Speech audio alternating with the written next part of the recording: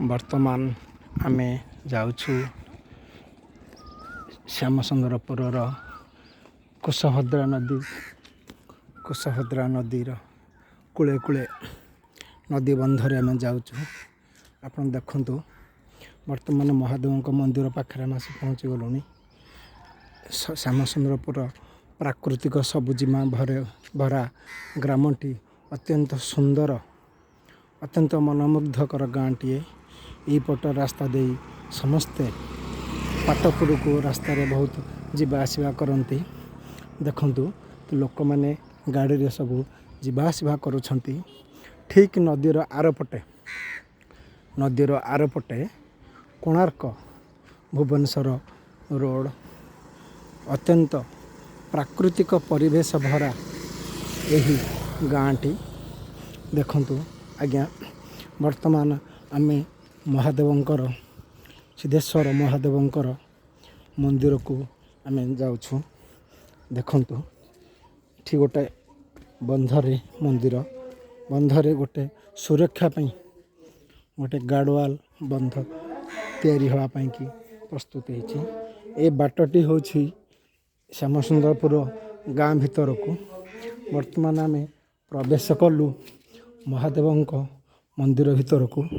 ମନ୍ଦିର ଭିତରେ ଦେଖନ୍ତୁ ସମସ୍ତେ କେଡ଼େ ସୁନ୍ଦର ହେଇଛି ପରିବେଶ।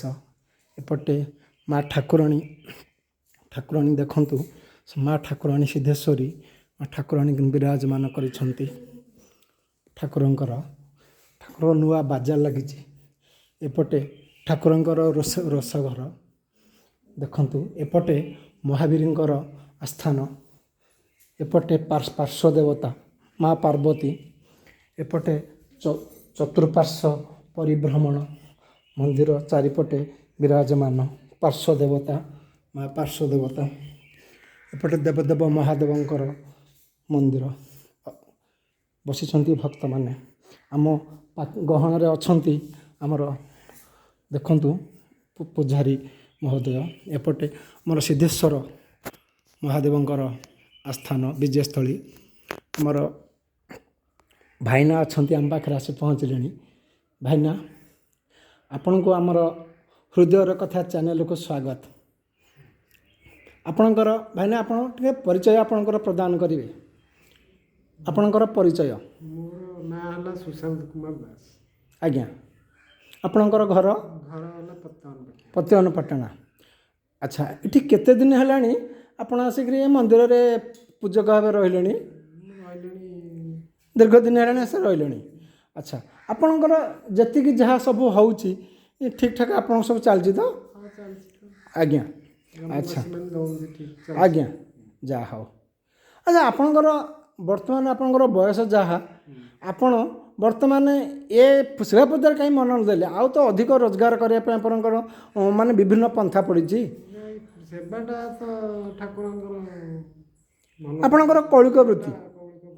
ଆଚ୍ଛା, ଭଲ ଲାଗେ। ଯାହା ହଉ ଭାଇନା। ଆଉ ଆପଣଙ୍କର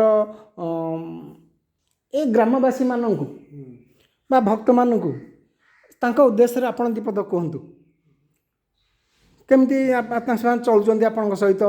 ଆପଣ କେମିତି ତାଙ୍କ ସାଥିରେ ଆଜ୍ଞା ସେ ଲୋକଙ୍କ ପାଇଁକି ଟିକେ ଆପଣ ଦିପଦ କେମିତି କ'ଣ? ଗ୍ରାମବାସୀ ମୋତେ ଭଲ ଲାଗୁଛନ୍ତି।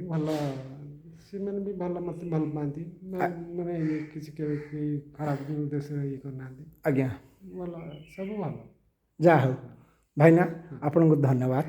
ଯାହା ହଉ ଆପଣ ଆମ ଚ୍ୟାନେଲକୁ ସ୍ୱାଗତ ଦେଇଥିବାରୁ ଆପଣଙ୍କୁ ଧନ୍ୟବାଦ। Thank you.